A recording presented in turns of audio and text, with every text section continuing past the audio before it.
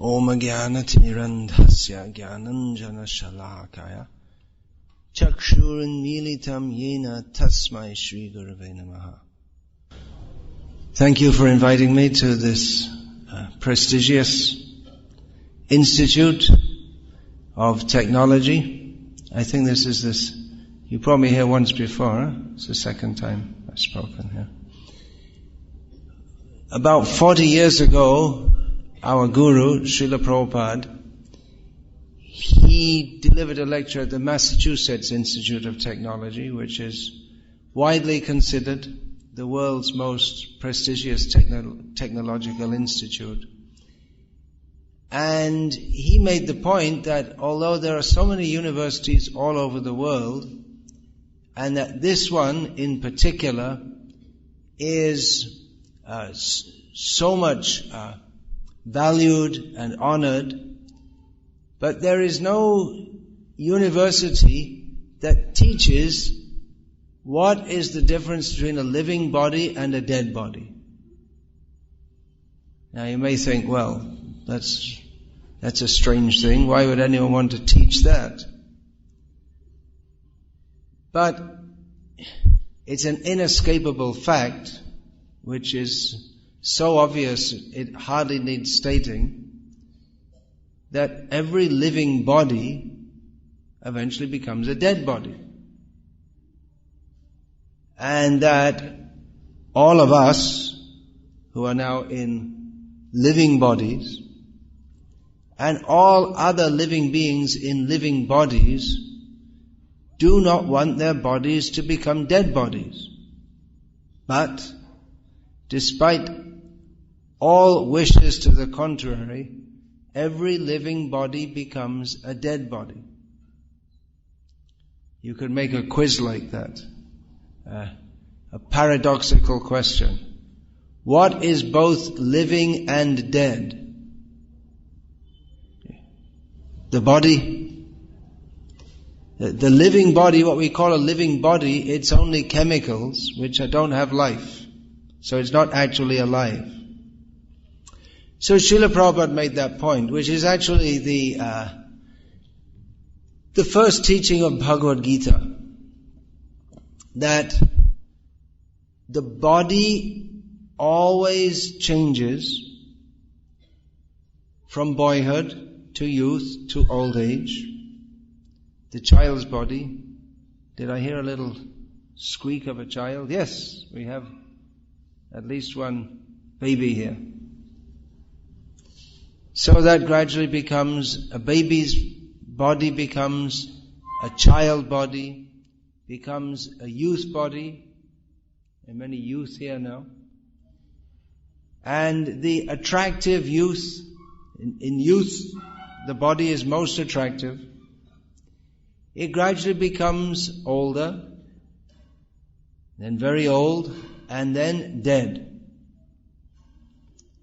But as Krishna points out in Bhagavad Gita, that only the body is changing, but the person remains the same. So the constant factor, the person, is an entity. We can surmise that the person is different to the body because the person remains the same. So Srila Prabhupada pointed out that this most important factor of knowledge, who are we? Are we the body or something else? That's not taught in any university. There are departments of medicine, there are departments of philosophy, but they have no clear understanding of this most basic point, that we are eternal living beings. We did not come into being with the birth of the body, and we shall not cease to exist with the death of the body. Actually, you may know there's one scientist who died just about 2 years ago, Dr. Ian Stevenson. You can Google him if you want, who spent his whole life scientifically researching reincarnation. and found so much evidence of it as to establish it actually as a scientific fact. It would be, under any other circumstances, if you had so much scientific evidence, it would be accepted as a scientific fact. But unfortunately, the scientific orthodoxy, there are certain things they don't like to accept, which means they're not very scientific. If one is actually scientific, one should be neutral and open to all kinds of knowledge. I recently came across the Stephen Hawking's one of his latest books called A Briefer History of Time. His Brief History of Time is, of course, very famous. So, A Briefer History of Time.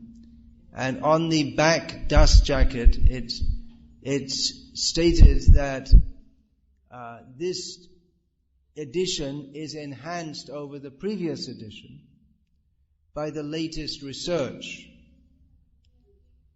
So you might think, well, that's better, isn't it? We had the Brief History of Time, which is considered a very valuable book, and now we have A Briefer History of Time, which is even better because it's enhanced by the latest research.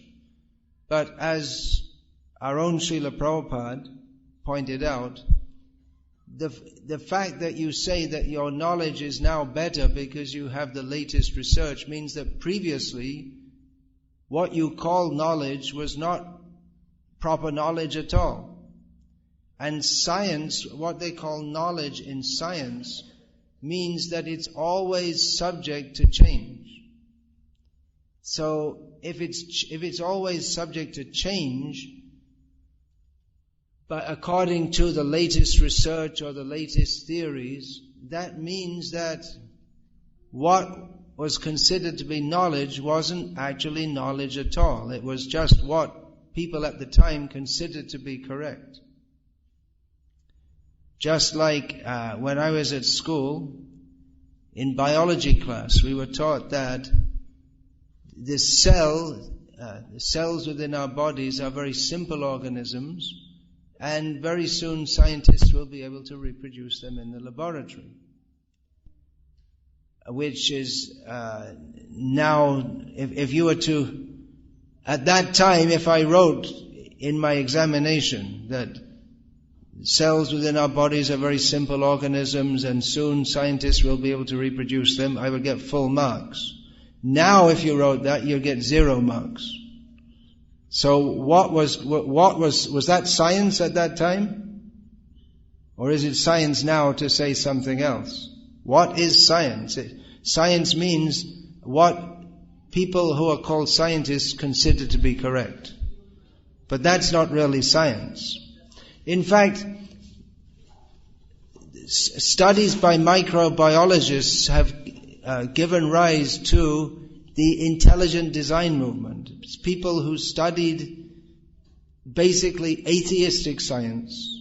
Darwinism has given rise to, neo-Darwinism has given rise to what scientists consider to be a platform for showing that, well, everything has, what we call life has arisen by chance from matter. But studies of microorganisms have shown that they're so complex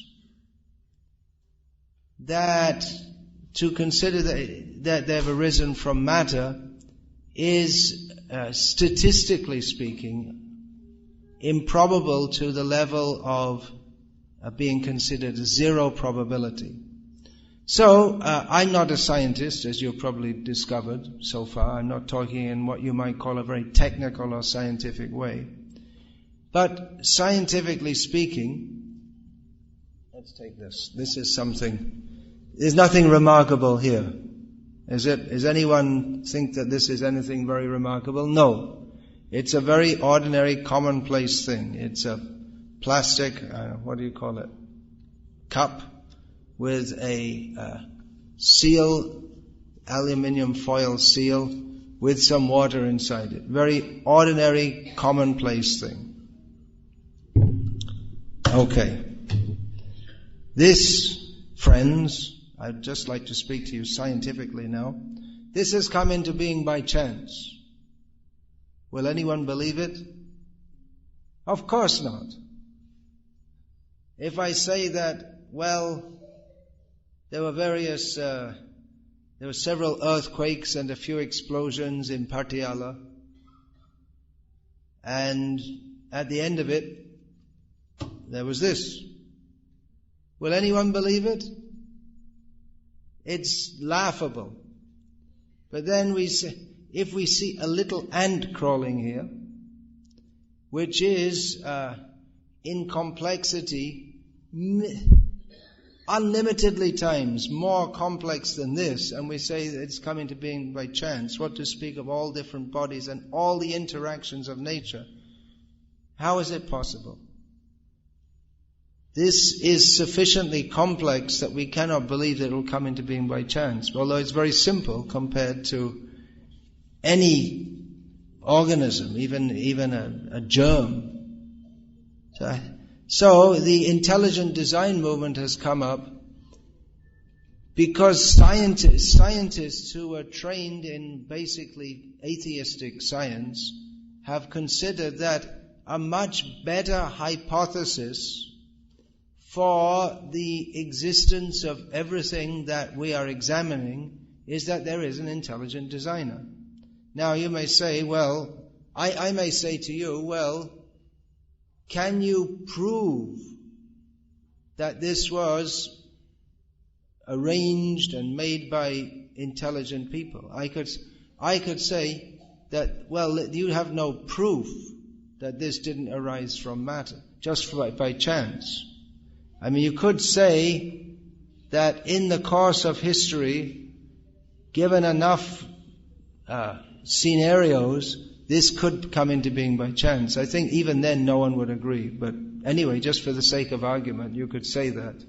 But it's a much more intelligent proposition to say that it didn't come into being by chance, but that someone or several people purposefully got the water from wherever, from the drain, and filtered it, or wherever they got it from, and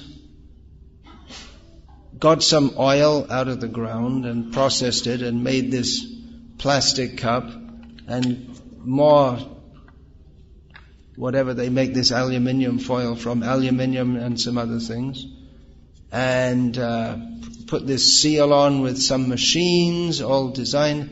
There's actually a lot of intelligent work goes into making this. What do you think? If you think about it, getting the water, getting the oil from the earth, processing the oil, which requires a whole big factory, and then another factory to make this aluminum foil, and then to add, said there are some added minerals, and the water is ozonated. So there's some more things. And to put a label on it, to market it, to make a profit, to think how to market it and make a profit. There's probably quite a few PhDs right behind this little thing here. And therefore it's a much better proposition we don't know. You and I, we don't know exactly. Maybe it just landed there by chance. It just came flying out of space, having been made by chance on some other planet and arrived here.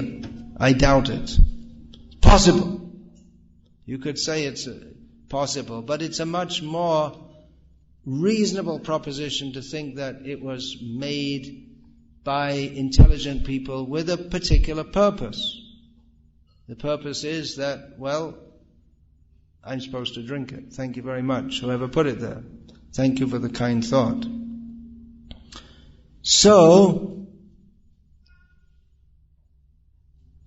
this intelligent design movement is hotly rejected by many. It's a movement within science, but what may be called orthodox scientists hotly rejected, because they don't want to accept the implications, which that there is a metaphysical cause.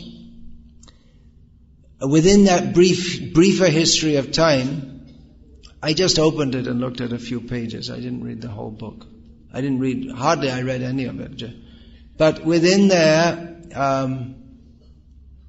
Stephen Hawking makes his point that we, in our study of the universe, we should accept Occam's razor, which, for those of you who may not know, Occam's razor, there was way back in the medieval times, more than 1,000 years ago, in Britain, this philosophical proposition was put forth that we should accept as the best explanation of any phenomenon that which is most simple, straightforward, and complete, without any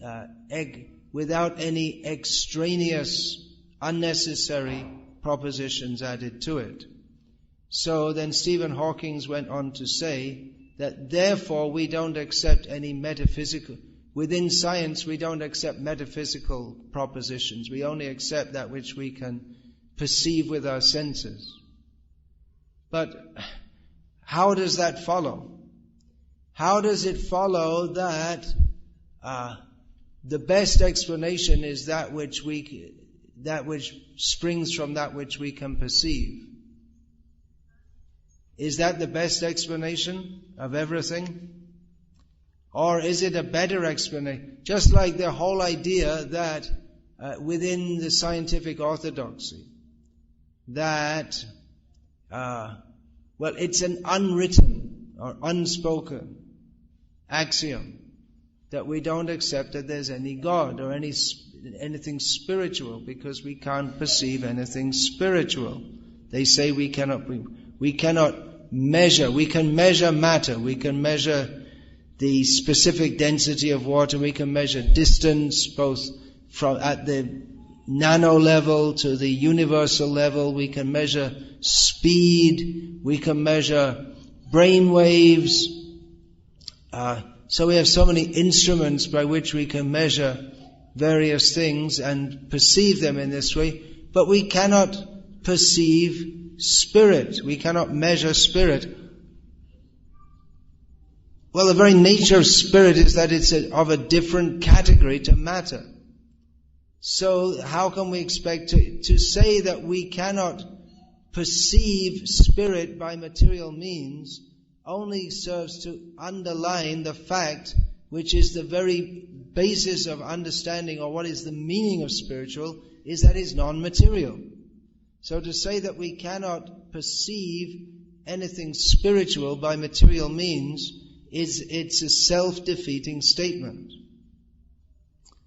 So as I said, this Dr. Ian Stevenson, he did vast research throughout his life, which scientifically establishes that there is reincarnation. He would find especially young children throughout the world who would speak of their previous life, and Dr. Stevenson would go and investigate and find out how a child born in one place is speaking an obscure dialect from another place, and they know all the intimate details of another family in which they were previously a member. And he scientifically gave, in many hundreds and thousands of cases which he documented, he gave all other possibilities, such as that someone has made it up or the child is imagining. But in cases like that, where a child is born and they know they can speak some obscure dialect of that's spoken some hundreds of miles away, and they know intimate family details which are only known within a certain family. In such cases, the only possible explanation is that the child was previously born in that family. So, but the scientific orthodoxy, they don't like to accept this because they're not scientific, they're biased. However, it's inevitable that in course of time these ideas, they're infiltrating society. Despite the orthodox educational system, gradually people everywhere all over the world are coming to accept things which previously they wouldn't accept at all. Just like, for instance, one generation ago in the Western world, any ideas of naturopathy or yoga, they were outside the purview of what was considered respectable medicine. But nowadays it's quite normal and accepted for doctors in the West to, for instance, to tell their patients to do some meditation or to take a vegetarian diet for their health, which previously they wouldn't dare to do because they could be censured by the American Medical Association. So gradually, because these ideas have validity, they're gradually being accepted, even in the Western world. Now, I was just speaking about the Massachusetts Institute of Technology, which, being the most prestigious institution of its kind throughout the world, you might think it's the most materialistic. You could say in some ways it's the capital of materialism. It's situated in Boston, in Massachusetts, where there's also Harvard University, and just a short distance from there, from Boston, is Yale University. So these are the bastions of modern, secular, basically atheistic education. Both Yale and Harvard and all the great universities of the West, Oxford, Cambridge, Sorbonne, they started off as theistic institutions, but they gradually became atheistic. Now, you may know that the devotees of ISKCON all over the world distribute these books, Bhagavad Gita, Srimad Bhagavatam, and in America especially, they're finding that the best place to distribute these books are on university campuses. I was just in Boston, just over a week ago. I just came from there. And the devotees there told me that the best place for distributing these books like Bhagavad Gita is on the MIT campus, Massachusetts Institute of Technology. And you would think, well, that would be the worst place because the people there, they must be the most materialistic.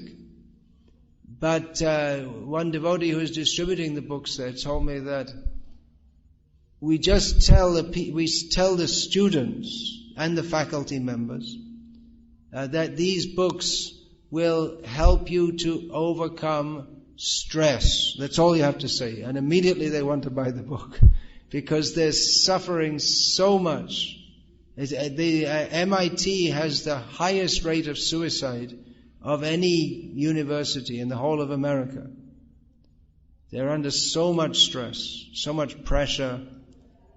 And I suspect that the stress may also come from the whole dichotomy of life that students in America face today, in as much as they're being trained in a whole worldview which increasingly they feel difficult to subscribe to, an atheistic, mechanistic worldview in which it's unspoken, but the message is very clear that the so-called scientific outlook is that we are just some kind of machines.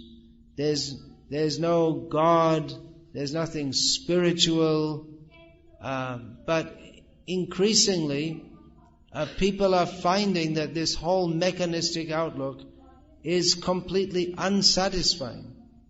And although America is supposed to be the most, not supposed to be, it definitely is, materially the most advanced country in the world, it's definitely the most powerful still, despite the fact that it's going down fast. It's still the most materially the most powerful country in the world, but there are tremendous social problems there. 70% of people throughout their life seek psychiatric help. That means everyone is mentally suffering, or if you want to put it more bluntly, 70% of the people are crazy. And maybe the 30%, they're too crazy to even think of going to a psychiatrist, or they can't afford it, because if you don't have psychiatric problems before you go to the psychiatrist, by the time he's looted you of all your money, you'll definitely have more stress and tension from losing all your money. To see a doctor in America is to lose all your money, just an appointment.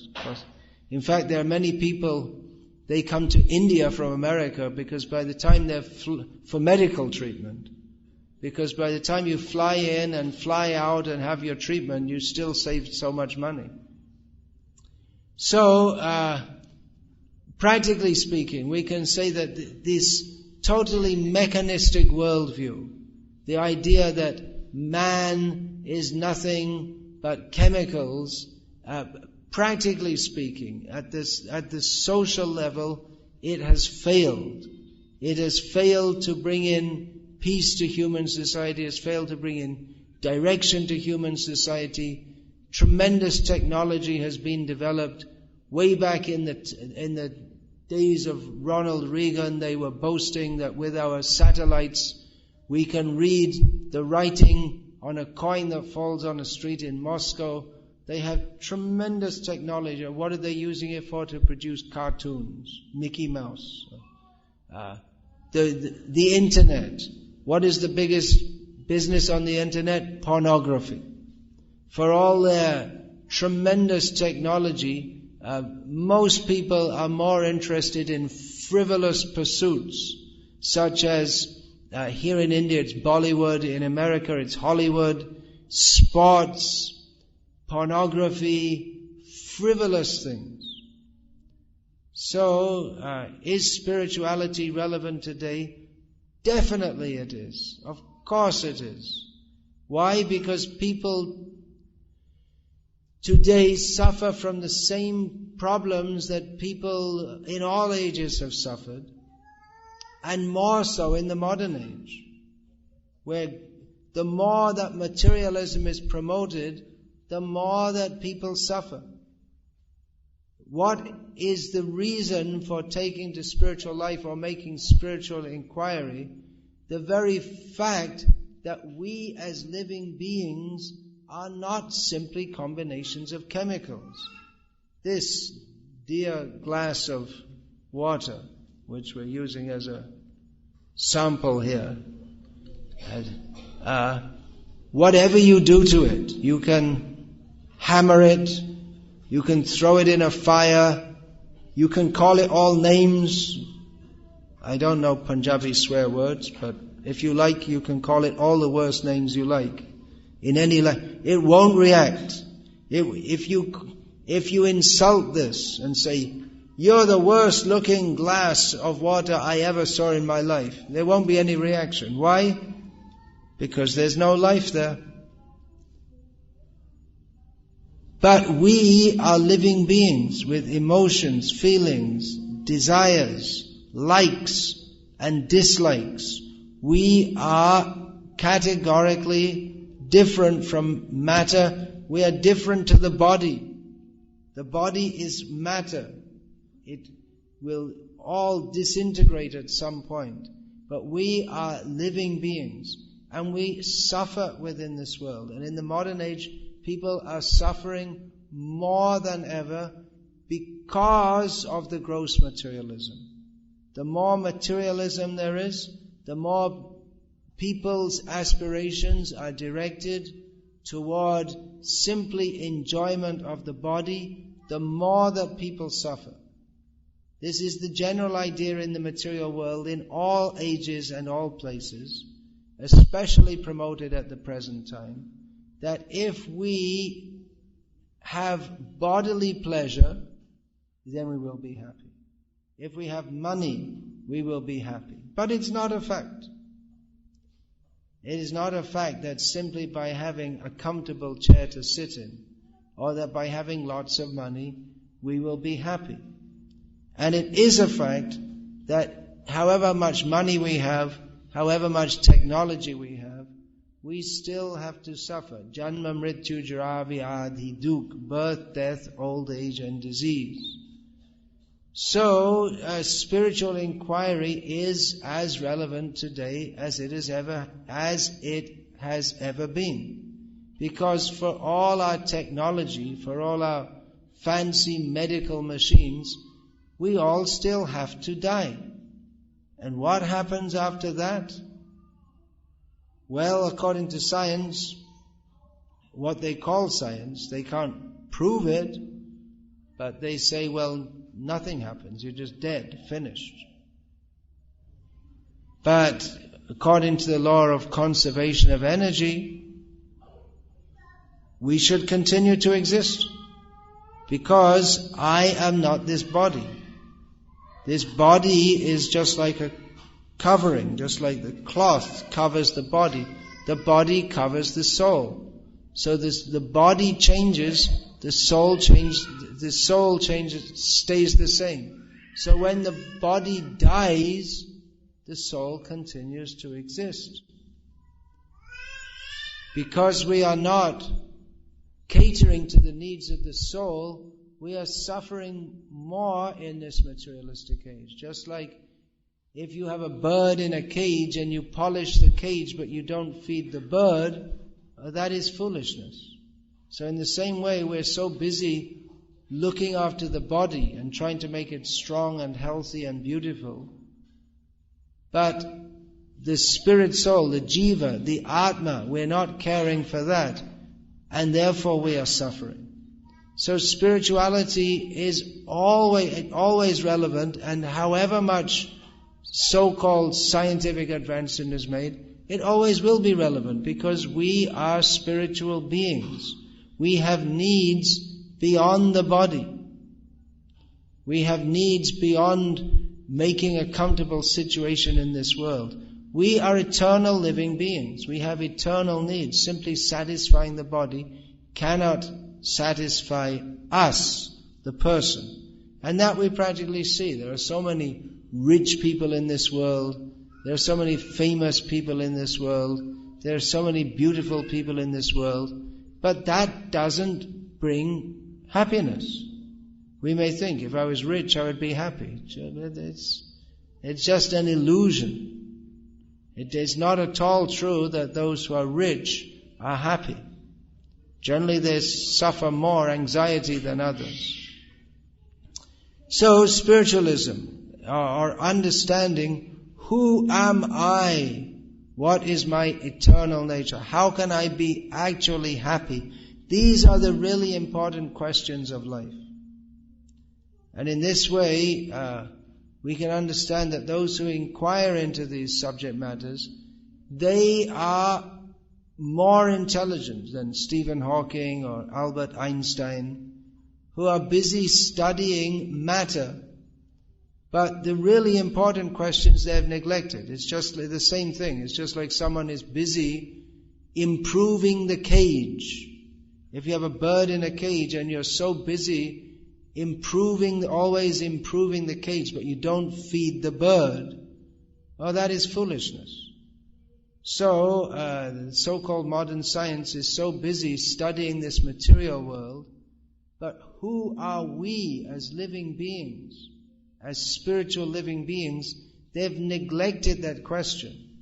So, actual intelligence means to apply one's intelligence to that which is most important. What is most important? What is most important is who we are, how we can be fully satisfied. These questions have to be answered on the spiritual platform. So that knowledge is there in Bhagavad Gita, and that is timeless, because however much the world changes, however much scientists and technologists manipulate matter, the fact is that as spiritual beings, we have spiritual needs.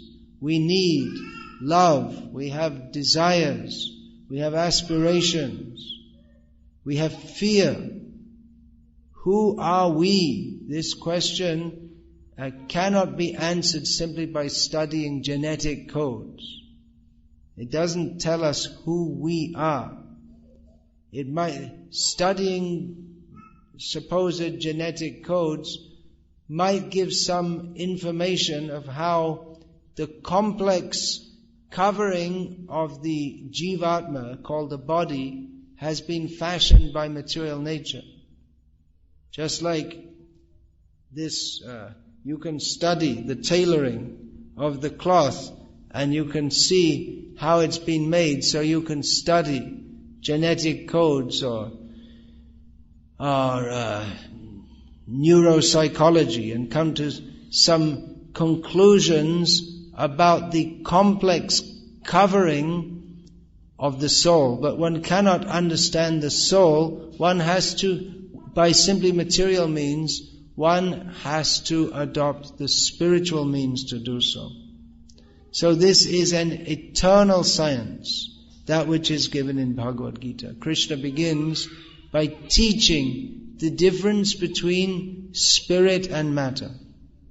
This very point, 40 years ago, Srila Prabhupada pointed out that the scientists and technologists, they're so busy studying matter, but they do not know the difference between matter and spirit, and therefore they are neglecting the most important subject and saying that simply studying matter, that's it, that's education, that's everything finished. But who are we?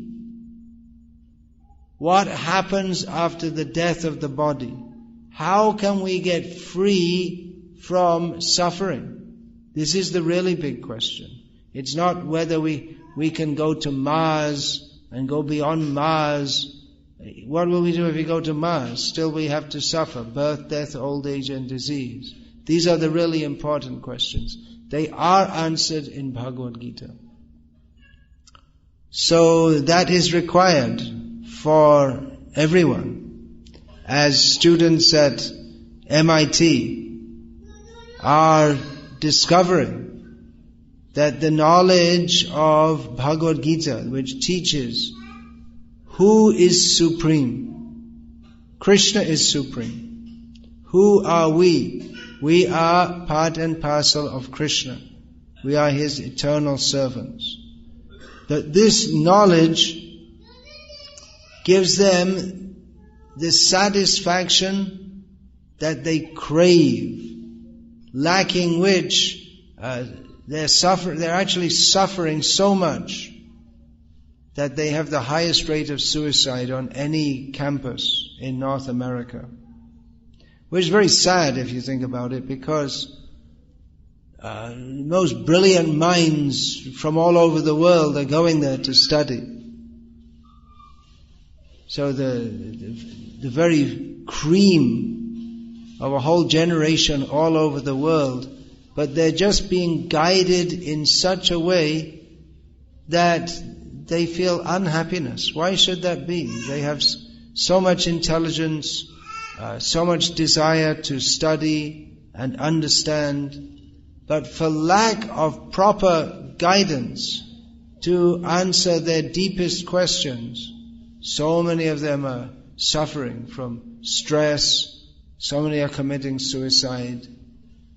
So, this Krishna consciousness movement is meant to give that knowledge, which will not just simply help us to manipulate so that we can genetically modify some more foods or discover some medicines to treat the patients who are suffering from the unforeseen effects of genetically modified foods, or to make more medicines to counteract the effects of the medicines that we made for treating the people who were suffering from the unforeseen effects of genetically modified food, and in this way say that we're making scientific progress. But the teachings of Bhagavad Gita, they give us that scientific knowledge, actually scientific, we'll find this word in Bhagavad Gita again and again, science, by which we can be fully satisfied and we can know everything. In Bhagavad Gita, Krishna says, Jnanam teham savijnanam idam vakshyami asheshataha yaj gyatva neha bhuyo nyaj gyatavyam avasishyate. Krishna says, I will now explain to you that jnana and vijnana, that knowledge, and vijnana, that word is generally used for science, by knowing which there will be nothing more left to be known. You'll know everything. So what does that mean, that we can know everything? Can we really know everything? Yes, we can know everything by this science of spiritual knowledge. That doesn't mean that we know every detail. That doesn't mean that by studying Bhagavad Gita that we can know how many lepers there are in India. We can know how many hairs are there on the Prime Minister's head. It's not that we'll know everything in every single fact about everything in the world, but we'll know everything that we need to know. So Krishna goes on to explain that there is material energy, bhumirapandalo vayo kangmano buddhirevacha ahankara iti angme bhina prakriti ashtadha. He describes material energy as being consisting of 8 elements, which are Krishna's separated material energy. You may say, well, 8 elements, but there are so many more. When I was at school, there were, how many elements? 104. Now there's more than 120. So, again, if I give the answer that I gave when I was at school, now they've discovered some more elements. Of course, the problem with the new elements they've discovered is that they don't exist in nature, and even if you can make them, they don't last.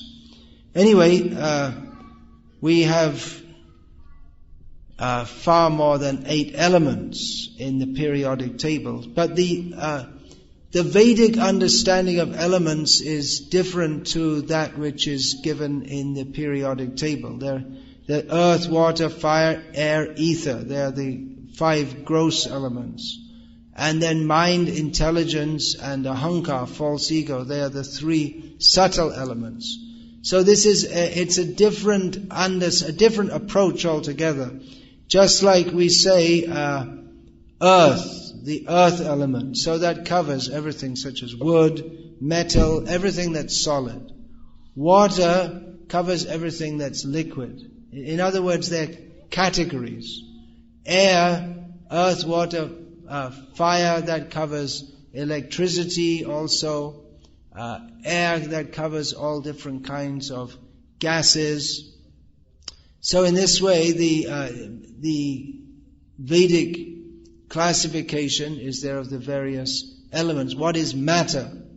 So matter is described, and then Krishna goes on to describe aparaya mitastranyang prakriting me vidhi param jiva bhutang mahabaho yayedam dharyate jagat. Krishna explains that there is another kind of energy altogether. Apart from the gross material energy, there is this spiritual energy, which is the spiritual spark in every, what we would call, organic entity. That which gives life, that is the jiva, or the atma. So, that is a different kind of energy altogether. That is the spiritual energy.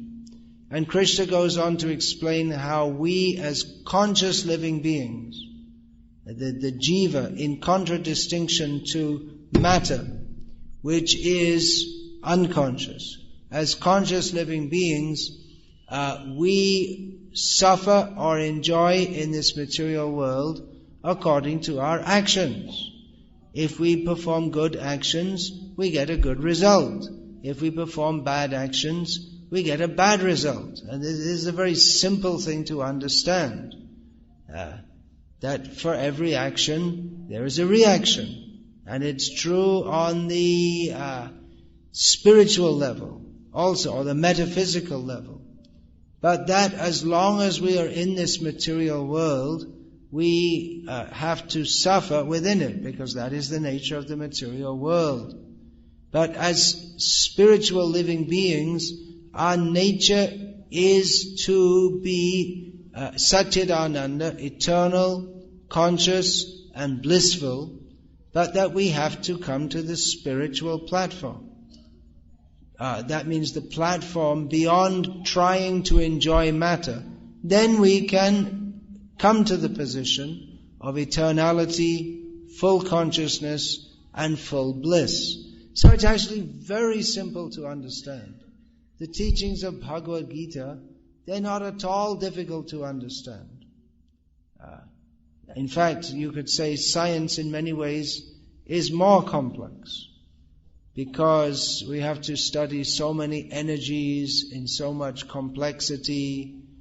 But studying all these points in their various complexities, that may help us to produce microphones and even disposable cups filled with water. But that doesn't satisfy the need of our soul, of who we are. So who we are is very easy to understand. We are distinct from matter. We have needs other than material needs. By science we might be able to make life more comfortable. Might be able to. That's also disputable.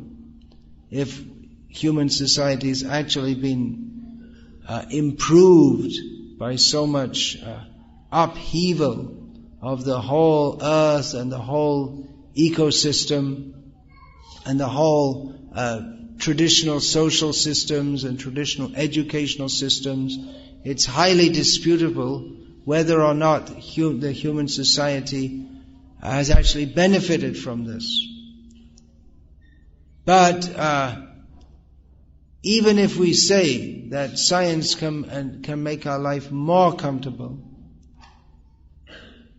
still the fact remains that we are basically uncomfortable within this whole material situation.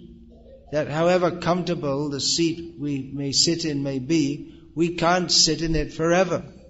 We are booted out.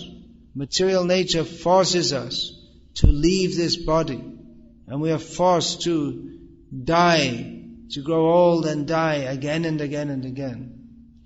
So spiritual knowledge is certainly as relevant today as it ever was, and it always will be relevant, because materialism in and of itself cannot satisfy us. It never can satisfy us. The whole propaganda that we can be satisfied simply by the progress of science and getting money is kind of propaganda that works against our real self-interest. Our real self-interest is to understand who we are actually, beyond simply a body that is destined to die. Our real self-interest is in understanding the spiritual techniques by which we can be fully satisfied in all respects. And we practically see that people who take to Krishna consciousness, that they actually become happy. The face is the index of the mind. In our Krishna consciousness movement, we proscribe illicit sex, meat eating, gambling, intoxication of all kinds. And you may think, well, what's left to life? If all these things are not allowed, then where is there pleasure? And on top of that, we don't advise our followers to watch TV, go to cinemas, go to restaurants. And you may think, well, what is there left to life? What are we doing then? But the fact is that by avoiding these grossly material activities and using the time for chanting Hare Krishna, which is the powerful spiritual technique for reviving our dormant, blissful spiritual consciousness, that people actually become happy. We can see that it's visible in people's faces, and that they will all attest to this, that by stopping, by withdrawing from the endeavor to enjoy ourselves on the sensual platform, and by applying ourselves to surrender to Krishna on the spiritual platform, we actually become happy. Why is that? Because it is this spiritual scientific fact that as eternal living beings we have an eternal spiritual relationship with Krishna, and that by chanting Hare Krishna and cultivating Krishna consciousness, we revive that eternal spiritual relationship, which is a relationship of bliss. That is our actual nature, and that starts to revive by chanting Hare Krishna and by engaging in sensual activities. That actually covers our spiritual nature more and more and more, so that we become miserable and we get the opposite effect of what we desire. We desire that by going to movies, by getting money, by having a prestigious job, whatever that means. I don't know how a job can be prestigious, but there's some idea like that if you're working, if you earn lots of money, that's prestigious. But the whole idea of working for someone else, other than Krishna, where's the fun in that at all? So all these ideas that you will become happy by doing so, no, it's not a fact. Not a fact. Actual happiness can only be on the spiritual platform. That is our constitutional position. Just like a fish, if you take it out of water and say, now dear fish, we're going to give you $1 million a month. You can spend it in any way you like. Or we'll give you the most beautiful, shapely female fish for you to enjoy. But whatever you give the fish, as long as he's out of water, he can only suffer. Even if he's given all paraphernalia for enjoyment. So in the same way, as long as we are disconnected from Krishna, we're outside the atmosphere, which is our constitutional position, then nothing can actually satisfy us. So this is the simple, straightforward science of Krishna consciousness delineated in Bhagavad Gita. Of course, there are many more details, and it's not at all that Vedic knowledge is simplistic. In fact, it is by far the most sophisticated knowledge in all respects. The Vedic knowledge gives knowledge of all categories of human endeavor. But the basic understanding of who we are, the spiritual science, it's very easy to understand and can be explained even to children. Unfortunately, we've created just like a smoke screen in the modern age of tremendous amounts of information. We're not sure how much of it's actually correct, but there's huge amounts of information which covers the real subject that we really need to know, the fact of who we are. We are eternal spiritual beings. The body is temporary. We are eternal. We have our eternal relationship with Krishna. So this is relevant. If you don't believe me, go and ask them at Massachusetts Institute of Technology, which it's supposed to be the world's most prestigious institute of technology. where students and faculty are eagerly taking the books given by Srila Prabhupada, given by the ISKCON, International Society for Krishna Consciousness, because they know that science and technology in itself is not satisfying us. We need spiritual knowledge. So, Hare Krishna. That's all I'm going to say for now. And I invite Dr. Keshavanand, who's actually studied science, which I haven't, I must admit. Although that's not at all a disqualification for understanding the most important thing that we need to know.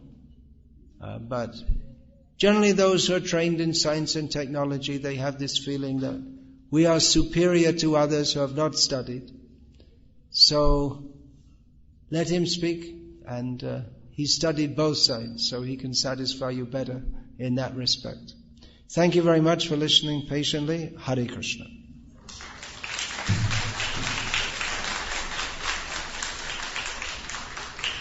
All of them. Well, there are many differences. One major difference in what are called the Abrahamic traditions, that means Islam, Christianity, Judaism, these three religions they call the Abrahamic religions, because they all claim to have as their forefather Abraham.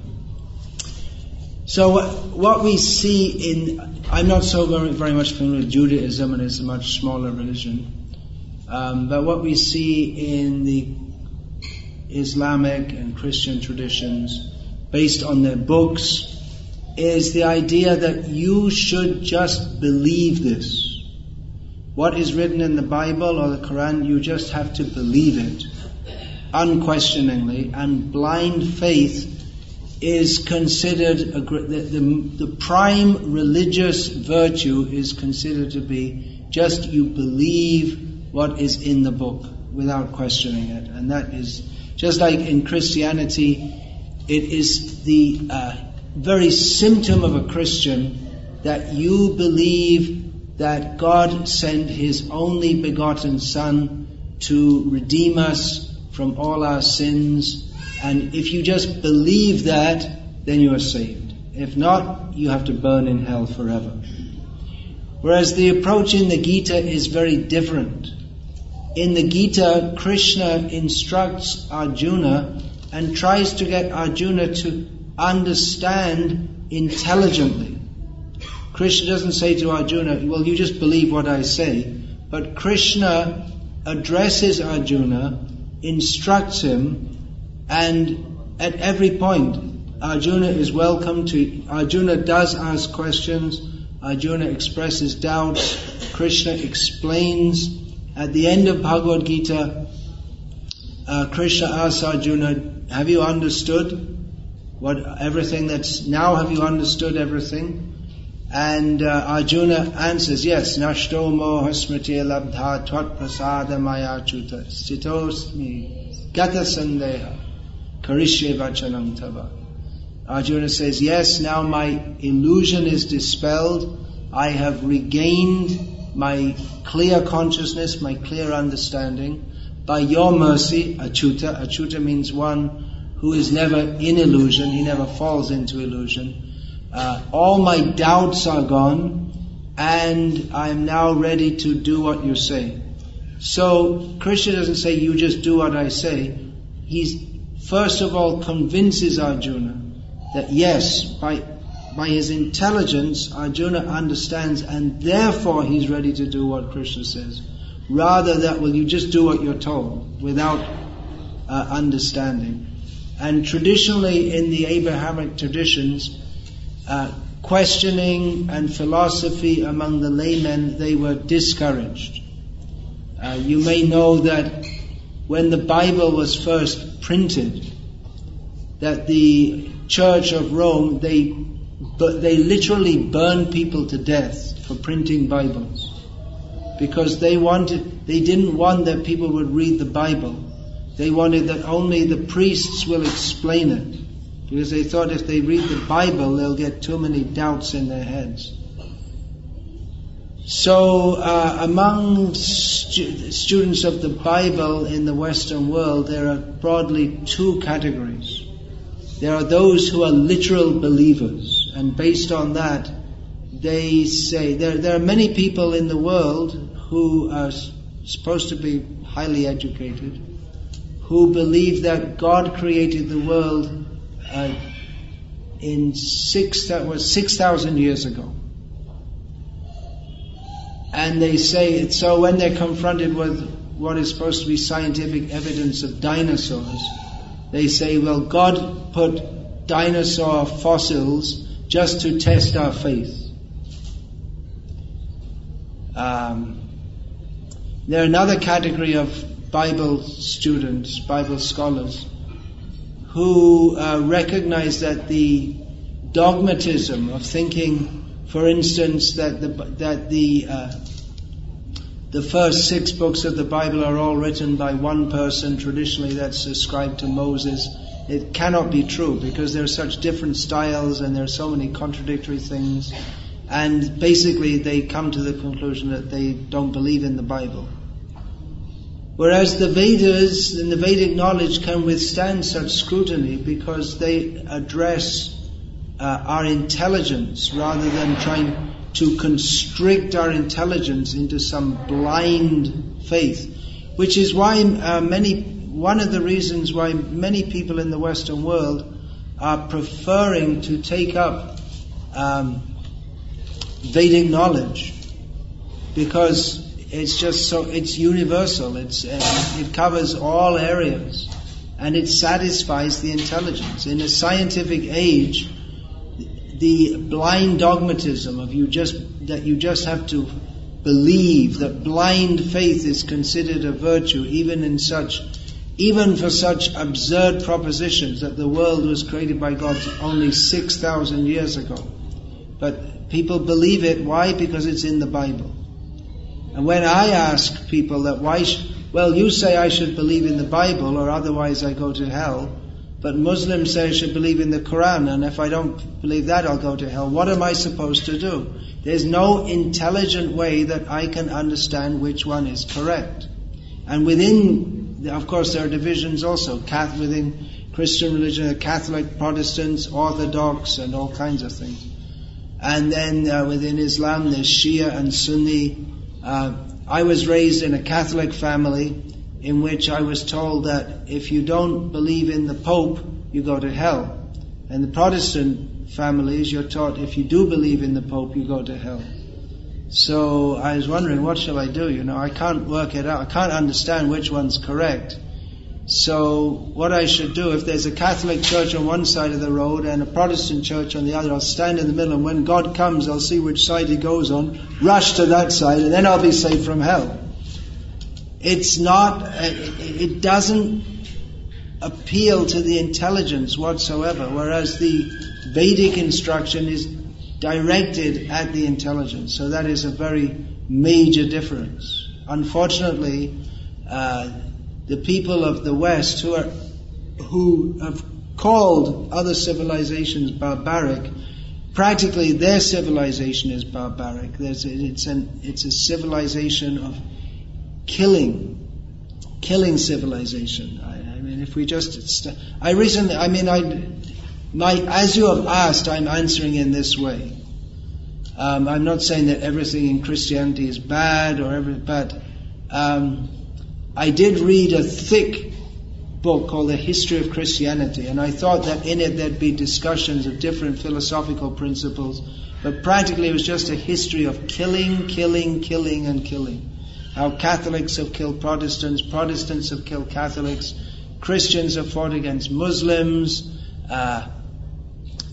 horrible torture, how Christianity was spread in Goa by horrible torture, that you have to accept Christianity and then otherwise you're killed, children killed in front of their parents, with the parents' eyelids are cut off so that they cannot close their eyes while they're seeing their children slaughtered. Horrible things in the name of God. which leads many people in the Western world to become atheists. They think, well, if this is what's coming from God, it's better not to believe in any God.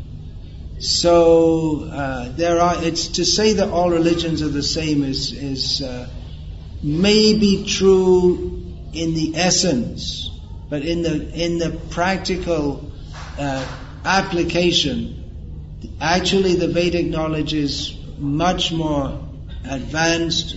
It's much more satisfying. It doesn't demand blind following. It doesn't promote hatred of those who do not follow your path, which is very prominent in this idea of kafirs or pagans, heathens, who deserve to be killed, is not there in the Vedic culture. So myself, I came to the Vedic culture not because I wanted to become a Hindu, and I don't think I'm a Hindu, which is a term that you won't find in the Vedic knowledge. The word Hindu is a relatively modern term.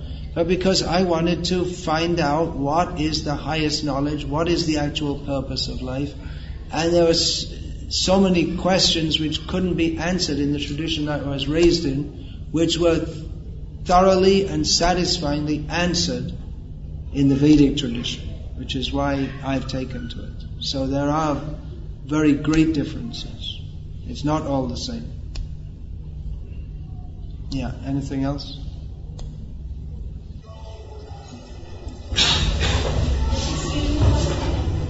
The car is still standing there in the middle of the road. It's white colored bird now. She moved there.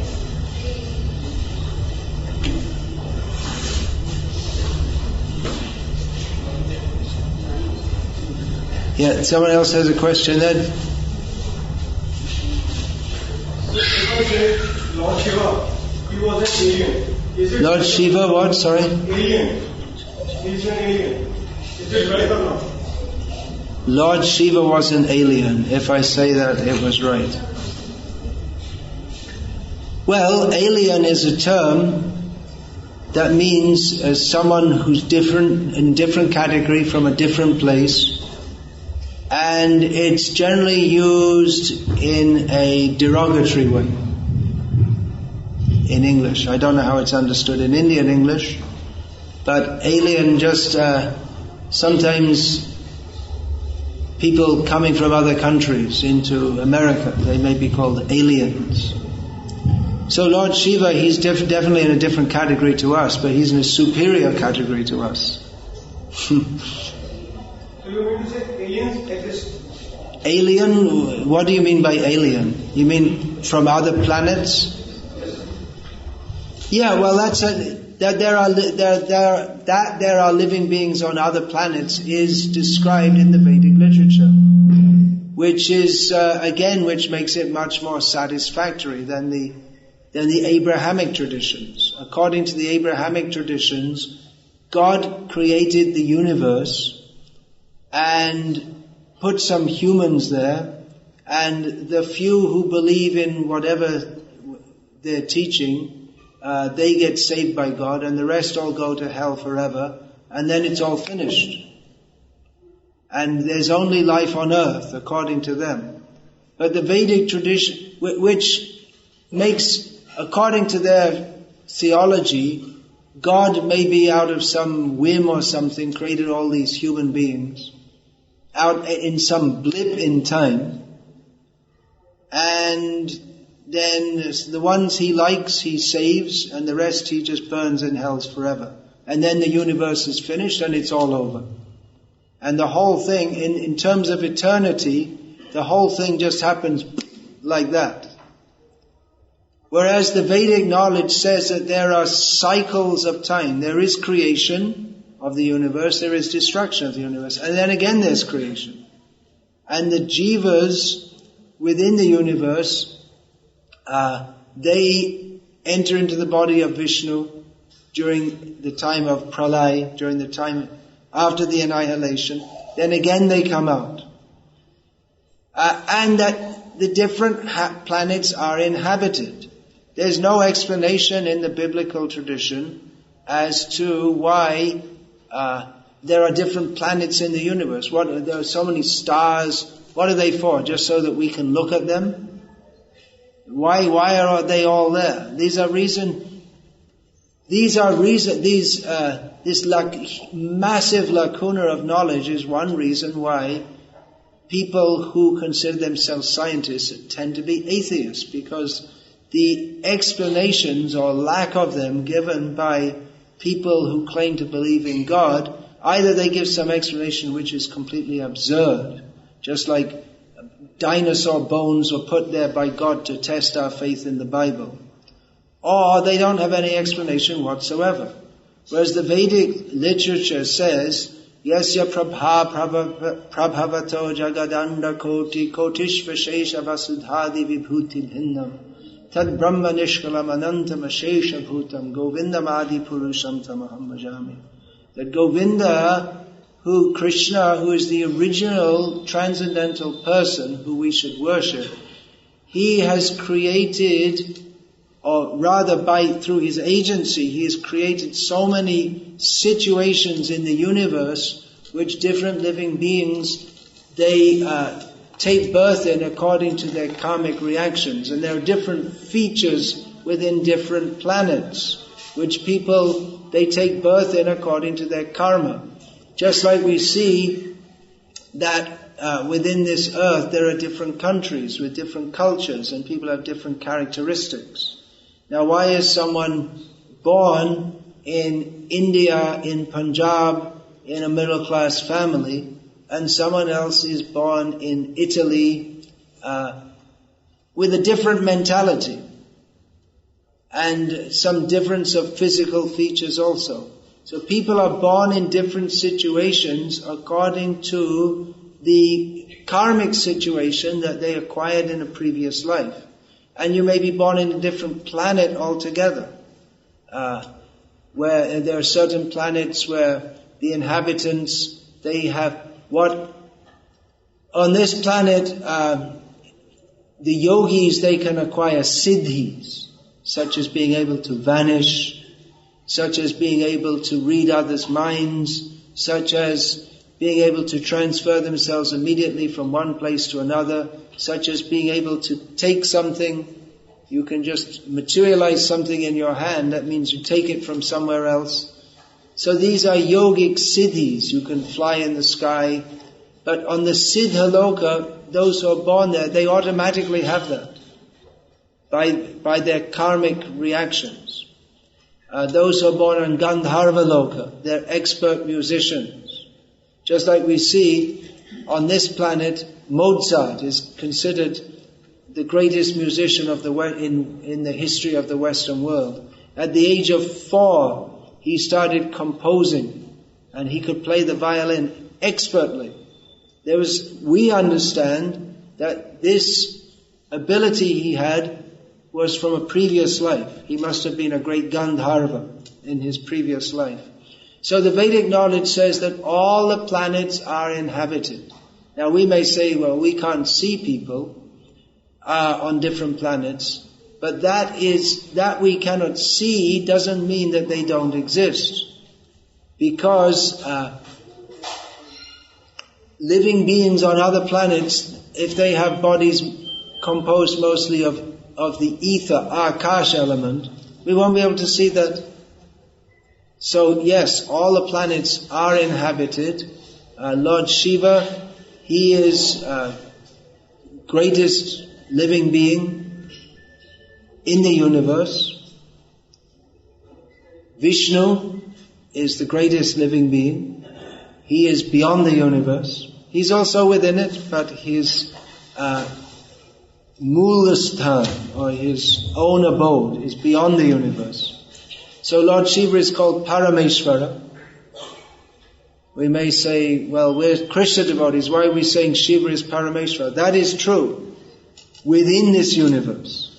And beyond all the universes, Vishnu is Parameshvara. So yes, Lord Shiva, he exists. He has his own planet. He's also immanent within every living being. He exists both in his own place and everywhere also. So by science you can't understand that. Well, one of the greatest teachings of the Vedas, which helps us to enter into spiritual knowledge, is one of the most important things to help us understand everything is that we can't understand everything according to our very limited way of thinking. So for us, we can only be in one place at one time. But for great personalities, the Supreme Personality of Godhead, Vishnu, for Lord Shiva, they have their own personal existence in one place and they're simultaneously everywhere and can see everything. And when you pray to Krishna or Shiva, you are here, they can hear you because they're here also.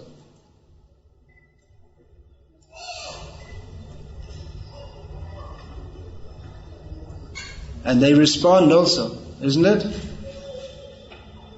If they were not present, then they couldn't respond.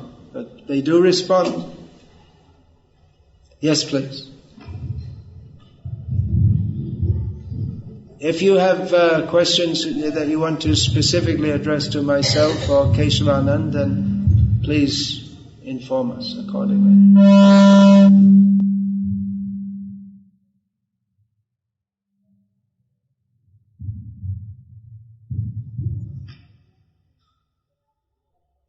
Hare Krishna. Hare Krishna. That's the answer. That's it. No more questions. All questions are answered.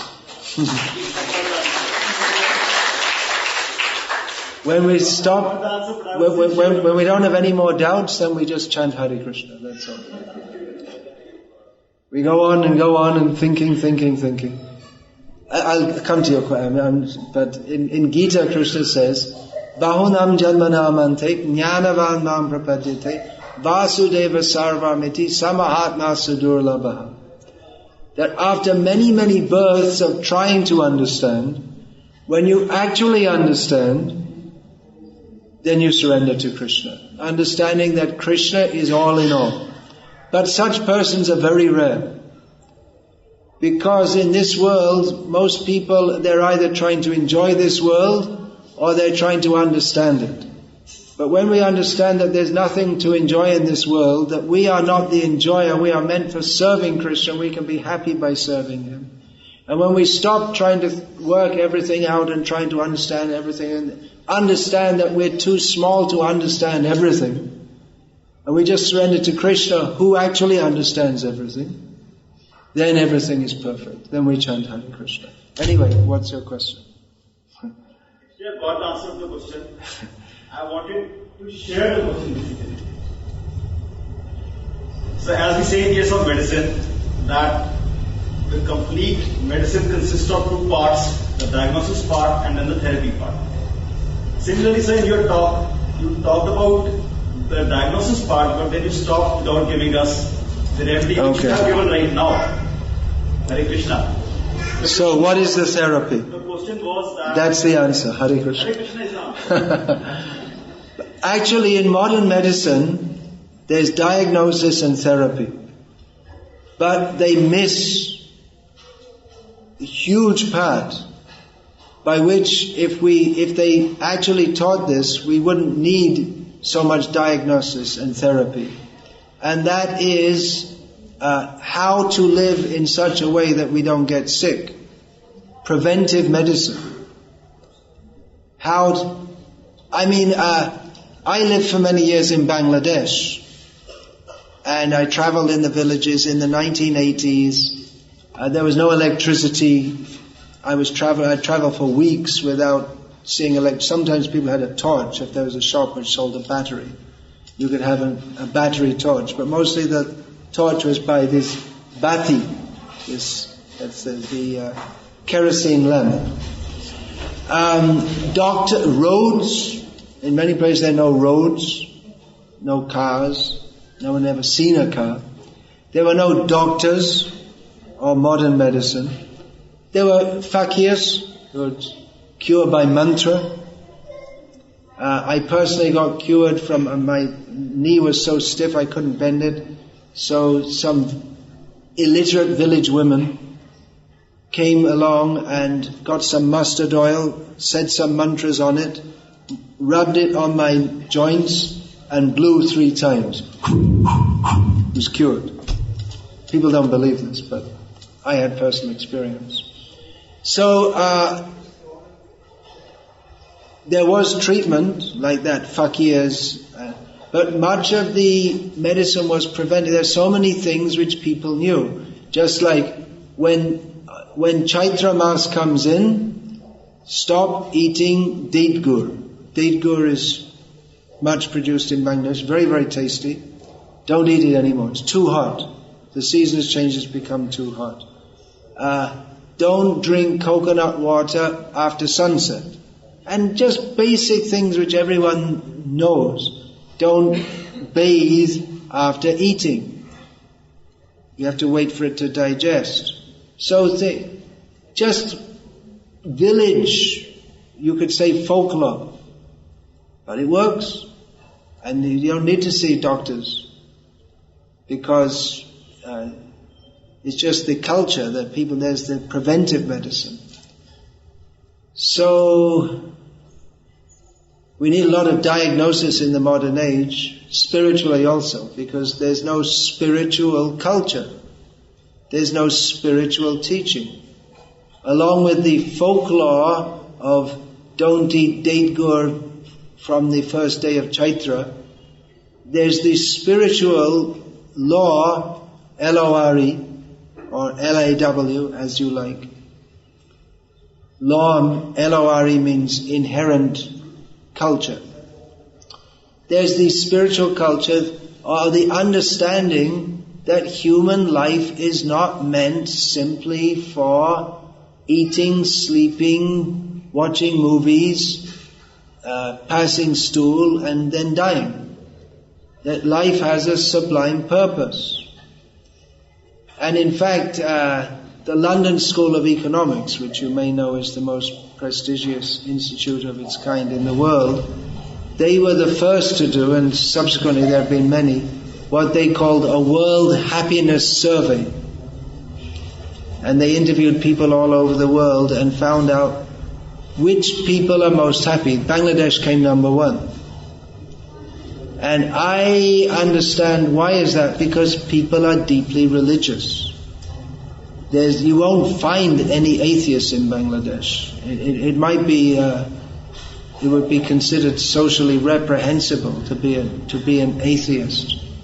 People have deep faith in God. You may say that they're not very educated, but actually this is the subject of one of my books, in discussing my experiences there. How, although people may not be very cultured and sophisticated in modern terms, just like I say, I didn't see, I'd go for weeks without electricity. Sometimes you'd say there were places with electricity and there'd be this line, this tar for electricity. The only thing was that the electricity never came in it. Or it would come like sporadically for 1 hour a day at too low a voltage to light. The light would be on very dimly, so something like this. Nowadays things have changed. There's electricity in every village, there's TVs in every village, and the culture has gone down. The spiritual culture has gone down. But there's a very deep understanding, whether Christian, Muslim or Hindu or whatever, mostly Muslims, many Hindus also, that life is not meant simply for living, but the central point of life is God. So the therapy, it's right there in that book that you're holding. It's called The Beginner's Guide to Krishna's Consciousness. Hindi mein kya bolte? Krishna Bhakti Prabodhana. We have to have spiritual culture. We have to have spiritual practices. What is this so-called sophisticated life where you get up as late as you can in the morning, and you might remember to brush your teeth? In the winter maybe you may not even bathe, and just take some food. What they call food is something processed in a factory. In the West especially, what they call food, it's horrible. Some bread wrapped in plastic, 2-3 days old, all full of chemicals and artificial hormones. And people, they keep meat in the freezer like some Arctic bear or something, and then they heat it up in the microwave. What is this so-called? They rush off to work, and they're always telling their wife, "I love you, I love you." They have to say it 3 times a day at least. "I love you, I love you, I love you," and then they divorce them anyway. What is this horrible civilization? It's not civilization at all. It's actually disgusting. It's subhuman. Where people, after passing yesterday's meal out the other side, they just smear their backside with some paper, pull up their pants, and they might remember to wash their hand, and then they just go on with their work. Then they'll be eating something. No knowledge of God.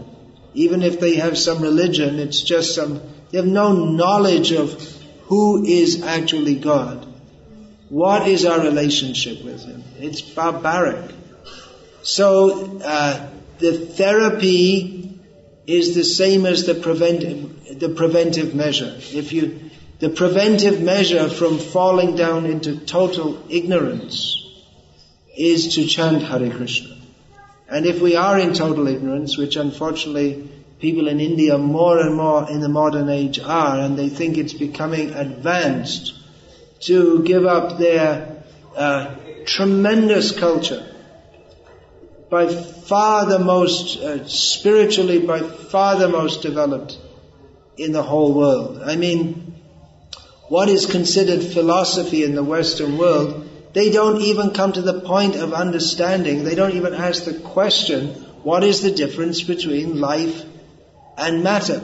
They never even ask that question. What kind of philosophers are they? The very first teaching of Bhagavad Gita distinguishes the soul from matter, and they never even ask that question. Recently, some of our devotees of ISKCON, they had a several-day, consortium with several of the Christians from all big universities, Harvard University, Oxford University, and the subject they wanted to discuss was, what is the soul? And what the Christians could come up with is that after 2,000 years, we don't know. We're still working on that. And that's the first point that is mentioned in Bhagavad Gita, on which the base, all the spiritual life, all spiritual knowledge is developed. How can you have spiritual knowledge if you don't even know what spirit is? They don't know. And therefore they need blind faith.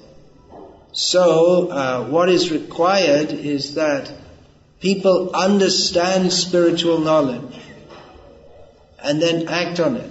The action is bhakti, and that is chanting Hare Krishna, understanding the teachings of Bhagavad Gita, offering our food to Krishna, taking only food offered to Krishna, visiting the holy places, associating with saintly persons. These are all the activities of bhakti. They're described in brief, very practical, clear understanding of how to practice in that book there, that Krishna Bhakti Prabodhini. There are other more detailed books which we have also. And for practical guidance, of course we can't learn spiritual life only from books. We need practical guidance from devotees also. So, that's it in brief. What's the treatment is Hare Krishna. You gave the answer. Thank you very much. Yes, please. We'll do that now. We'll chant some more when everyone's ready. So, what is your view on rebirth, Punarjanma? What is our view on Punarjanma? Often people ask me, what is my view, what is my opinion? And my answer to that is, it doesn't matter in the slightest what my view is. Because I'm a tiny little living being, and what I think doesn't alter the nature of reality. Now, if we take it as a theoretical proposition, that there is rebirth, and my view is that there isn't rebirth, it won't make any difference. Or even if there isn't rebirth, and I do believe in rebirth, still it won't make any difference. Either it is or it isn't. If you believe in it and it is not there, it doesn't make it exist. And if it is there and you don't believe in it, it doesn't nullify its existence. Therefore, Bhagavad Gita teaches us spiritual knowledge. It doesn't tell us to blindly believe, but we should understand. So my view is irrelevant. But that there is rebirth as a scientific fact, that should be understood. And again, Krishna teaches in the beginning of Bhagavad Gita, a very simple way to understand how we are not the body, but we are just inhabiting a certain body at the present time. Krishna says, Dehinosmin yatha dehe kaumarang yovanang jara tata dehantara praptihi. Krishna says there is a soul within the body, and there is the body. The body changes from boyhood to youth to old age, and the final change is death. That the body is changing and the person remains the same means there's a difference between the person, which is the soul, and the body, which is always changing. The person is unchanging. So yes, Bhagavad Gita scientifically describes how we get body after body after body and how we can stop getting different bodies. My view is irrelevant. Just like you may say, well, in my opinion, 1 + 1 = 3. Well, you're welcome to your opinion, but you're a damn fool. One should know what is the fact. 1 + 1 = 2. Right? It's not a matter of opinion. Those people said that money doesn't bring any happiness in life. How much it is prevalent in today's world? How can you expect a person who is not having enough money to eat a single day? How he can have a whole idea of spirituality in this world? I'll repeat the question. I said that money doesn't bring happiness. So, how do we relate that to a person who doesn't have enough money to eat? How can they have any happiness, and how can they relate to spiritual knowledge? Yeah, a person by whose previous sinful activities they don't have enough money even to eat, they certainly will be much concerned about that and unhappy because of that. And they won't be able to think of spiritual knowledge. All they can think of is their stomach. Actually, the number of people who don't have enough money to eat is not that many, because many people who are supposed to be below the poverty line, somehow they still have money for tobacco and alcohol. So, and cell phones. So, I feel that this is exaggerated, the number of people. But it's a fact that not having enough to eat is certainly a cause of unhappiness. But it's not a fact that having money is a cause of happiness. Do you follow that? That simply having enough to... Certainly it is distressful not to have enough to eat. But simply having enough to eat is not in and of itself happiness.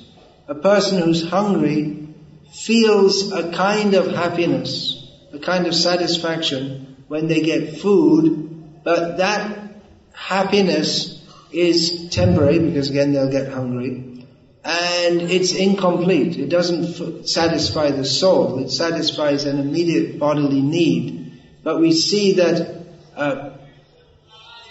the many millions of people in the world who do have sufficient to eat are not fully satisfied by any means by having enough to eat. And it's also not true that by having more money people are more happy. Otherwise, people in America should be more happy than people in Bangladesh, but clearly they're not.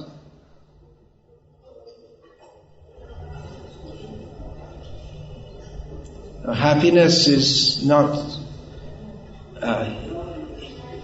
simply produced of bodily pleasure. That should be understood. What happens to most of our life in the age of 25? We learn how to make our career, learn the materialistic knowledge, scientific knowledge, and apply those scientific knowledge to get the financial benefits in the next 25 years, in the age of 55, 50 years. And then we feel we should learn the spiritual knowledge also. So it should happen simultaneously, or it should happen in this manner, or it should happen oppositely. We should start learning spiritual knowledge. At what age should we take up spiritual knowledge? First get our material career fixed, and then take up spiritual knowledge? Or should we take up from the beginning? Well, again, it's not my view that counts. We find in Srimad Bhagavatam, Kaumara acharet pragyo dharman bhagavataneha durlabham manusham janma tadapya dhruvam artatam. This is spoken by Prahlad, who was, we know at the very beginning of life, was a great devotee. Have you heard of Prahlad? Okay, because in modern India you don't know. They ever heard of some football player in the West, but they may not have heard of Prahlad. So he said that spiritual culture, Bhagavad Dharma, should be taken up from the beginning of life by someone who is pragya. Pragya means highly intelligent. He says that this human form of life is temporary. You don't know. You say, should we take it up at the age of 55? Well, you know, if you're not 55, there's no guarantee you're going to reach the age of 55. There's no guarantee that any of us are going to be alive for 55 more seconds. I'm 55 years old. I means this body.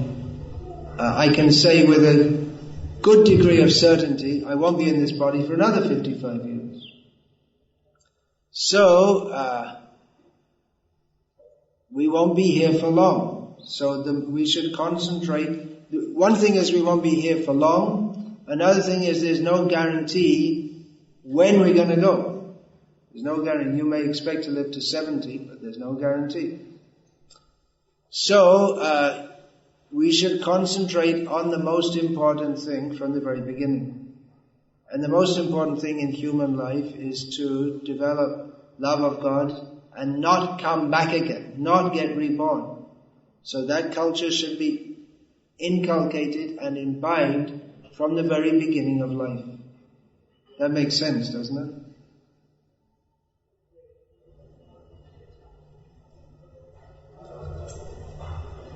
Otherwise, we're in the situation of Jo Ganga ke paas rehte, aise log to kabhi bhi Ganga snan nahi karte. So, you know, we say later, the whole life goes and then you never do it.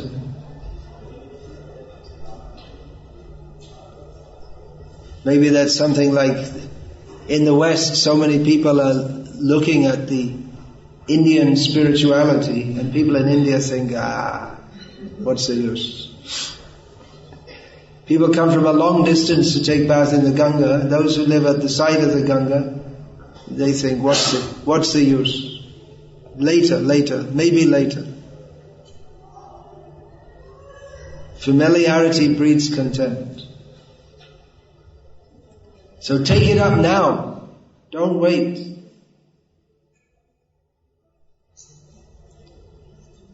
You're going to have to die. I'm not cursing you, but it's just a fact. We're going to have to die and leave this body. There's no guarantee what the next body will be. Actually, most people in the modern world, in their single day activity that they do, they guarantee themselves birth in a lower species. Meat eating, gambling, illicit sex, intoxication, cultivation, kam, krodh, lobh, that all leads us to lower species. So better to rectify our life. Better to cultivate Krishna consciousness, spiritual consciousness, at least to save us from falling into the lower species. The modern age means promotion of Kam, Krodh and Lobh. Just like TV, the TV means Kam and cinema, sex, Krodh, violence, and Lobh means advertisements. Buy this, buy that. Isn't it? TV, that's TV. And Krishna says in Bhagavad Gita, Trividham narakasyeidam dwaram nashanam atmanaha kamas krodhas tatalobas tasmat etat trayam tyajet.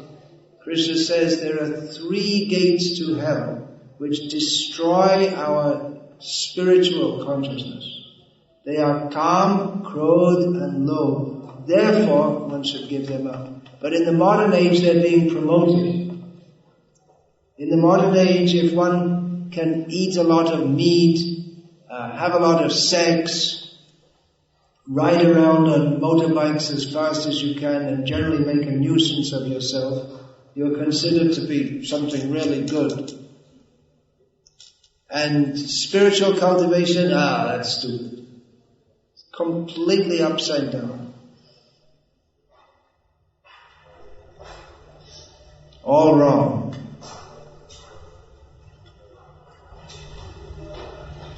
This is called from Bhagavad Gita we can understand this is an Asuric civilization.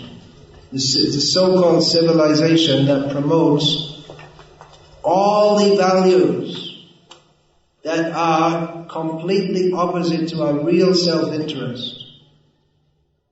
That is an Asuric civilization. So you're all descended from rishis, great saintly persons.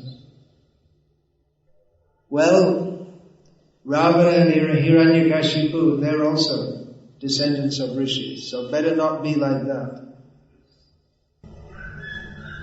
Don't you think the world would be better if everyone seriously cultivated spiritual life? Didn't eat meat, didn't drink, didn't smoke, didn't have illicit sex. By illicit sex, that means that within marriage only. People would be, even materially, people would be much happier.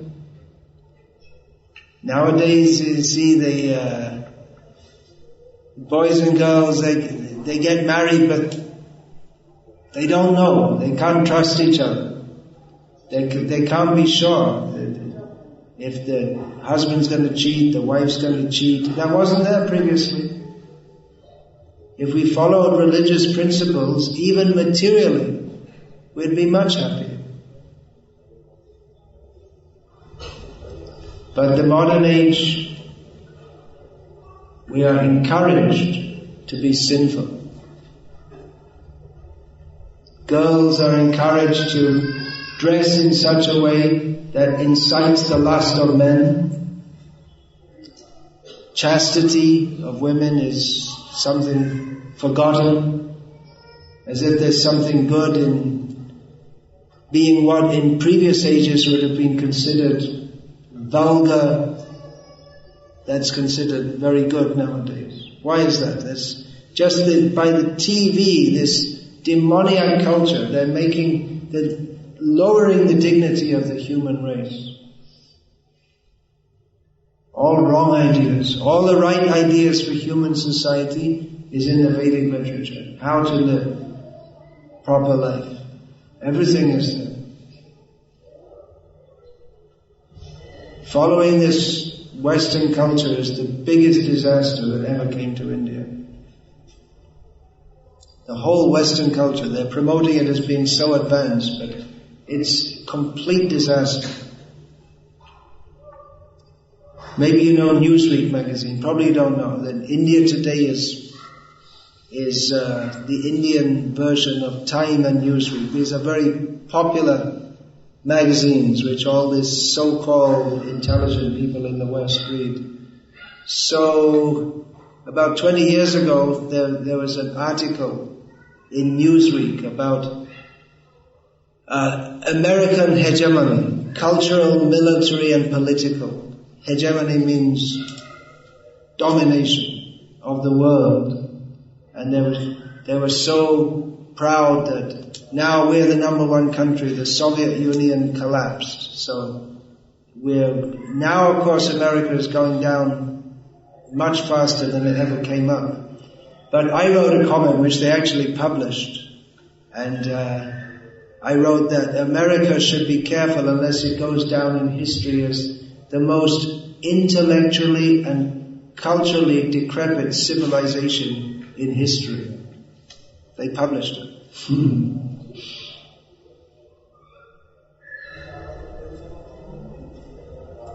They're promoting it's better. Why? Because they want to sell you McDonald's hamburgers and Coca-Cola, useless things like this.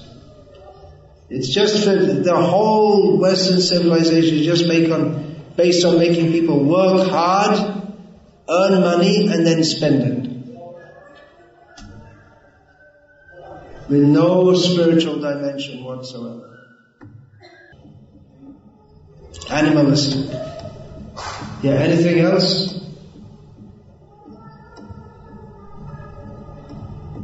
So, we should have some practical spiritual life. You were asking for that. That's chanting Hare Krishna. So, shall we do that? We'll have a little kirtan. Kirtan means to glorify Krishna by chanting the Maha Mantra. Hare Krishna, Krishna Krishna, Hare Hare, Hare Rama, Rama Rama, Hare Hare. It's not all intellectual. It's heart to heart, calling out to Krishna. So, who'd like to lead a kirtan? One of you can sing. Oh, this glass of water which fell from outer space came into being by chance. Actually, what's the evidence that it's actually water? Did anyone scientifically analyze it? It might have cyanide in it. Don't know. Can you prove